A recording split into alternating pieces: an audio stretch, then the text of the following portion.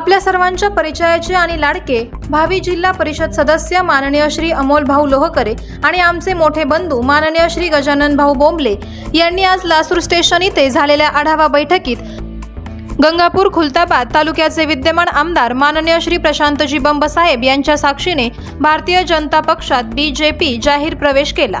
या प्रवेश सोहळ्यात दोन्ही नेत्यांनी उद्धव बाळासाहेब ठाकरे गटाला जय महाराष्ट्र म्हणत जय श्रीरामांचा झेंडा हाती घेतला। यावेळी आमदार प्रशांत बंब साहेब यांनी दोन्ही नेत्यांचं मनपूर्वक स्वागत करत सांगितलं, जनतेची सेवा आणि विकास हाच आमचा धर्म आहे आणि या सेवाभावी प्रवासात नव्या सहकाऱ्यांचं स्वागत नेहमीच अभिमानास्पद आहे।